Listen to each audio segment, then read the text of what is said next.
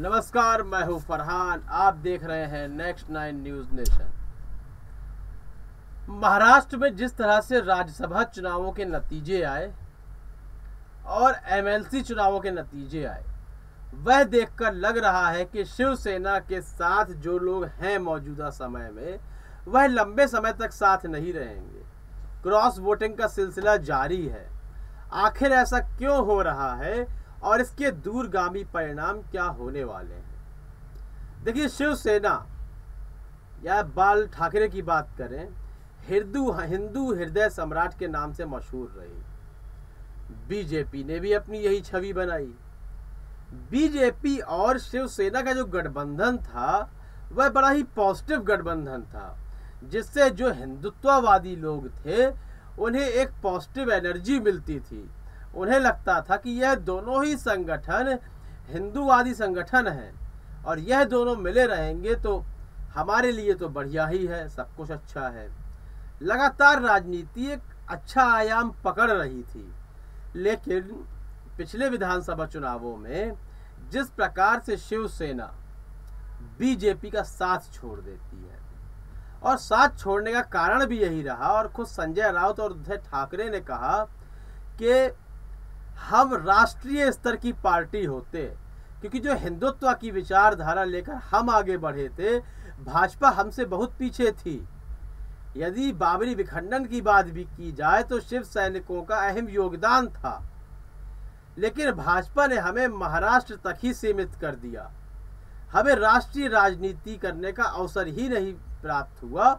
इसको लेकर कहीं ना कहीं उद्धव ठाकरे नाराज थे और उन्हें अब यह भी लग रहा था कि भारतीय जनता पार्टी अपने वर्चस्व के कारण महाराष्ट्र से भी शिवसेना का पत्ता साफ कर देगी। इसी के चलते उद्धव ठाकरे ने कहा कि 2.5 साल हमारा मुख्यमंत्री रहेगा और 2.5 साल आपका मुख्यमंत्री रहेगा।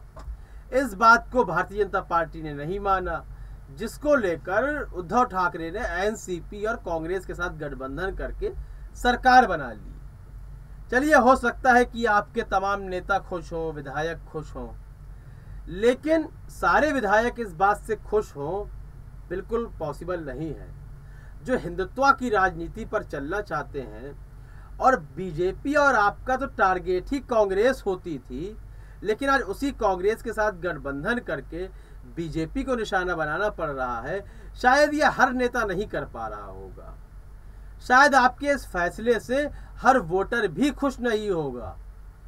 तो राज्यसभा और एमएलसी के चुनावों में यह तो साफ दिख गया कि अभी उद्धव के खेमे में बागी है, तमाम बागी हैं। और जिस तरह से विधायकों के खरीद फरोख्त का सिलसिला चल रहा है, तो कांग्रेस के भी विधायक लगातार बीजेपी में शामिल होते जा रहे हैं।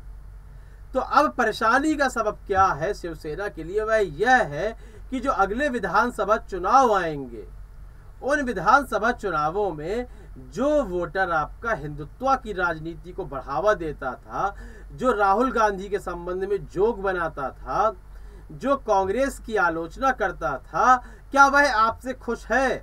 क्योंकि पिछले चुनावों में तो वह आपको वोट कर चुका था। अब आपने गठबंधन कर लिया तो वह वोटर कुछ नहीं कर सकता। लेकिन आने वाले चुनावों में क्या आपकी स्थिति खराब हो जाएगी?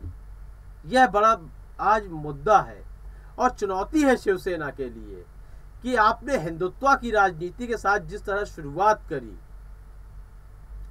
तो उस राजनीति को आप बरकरार अगर यदि नहीं रखेंगे, तो वह कोर वोटर जो केवल हिंदुत्व के नाम पर ही वोट देता है, पार्टी कोई भी हो, योजना कैसी भी हो, लेकिन यदि हिंदुत्व की बात करते हैं, हिंदू हृदय सम्राट आप बनने की कोशिश करते हैं, तब तो वह आपके साथ है।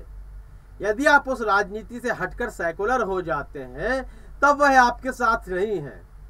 तो क्या आने वाले समय में उद्धव ठाकरे अपने इस तरह के वोटर को गंवाएगा? और जो यह वोटर जो उद्धव ठाकरे यानी शिवसेना से दूर होगा, वह आखिर किस पार्टी के पास जाएगा? राज ठाकरे या बीजेपी? देखिए, महाराष्ट्र नवनिर्माण सेना के बहुत कम चांसेस हैं, बहुत कम उम्मीद है कि राज ठाकरे के पास वह वोटर जाए, लेकिन कुछ वोटर जाएगा जरूर। लेकिन सारा वोटर जो हिंदुत्व के नाम पर वोट देता है, जो शिवसेना से अलग होगा, वह सीधे सीधे भारतीय जनता पार्टी को ही वोट देगा, वह कमल वाला बटन ही दबाएगा। तो यहाँ कहीं ना कहीं उद्धव ठाकरे को एक परेशानी का सामना करना पड़ेगा भविष्य को लेकर। और यदि वह फिर से भाजपा के साथ जुड़ता है तो फिर वही परेशानी मुंह बाए खड़ी हुई है कि आपका वर्चस्व कभी बनने नहीं दिया पूरे हिंदुस्तान में, और महाराष्ट्र की राजनीति भी आपकी खत्म हो सकती है। इस संबंध में आपकी क्या राय है, आपके क्या विचार हैं, कमेंट सेक्शन में अवश्य बताएं। कार्यक्रम को लाइक करें, ज़्यादा से ज़्यादा शेयर करें और चैनल को सब्सक्राइब अवश्य कर दें। तब तक के लिए इजाज़त दीजिए, धन्यवाद।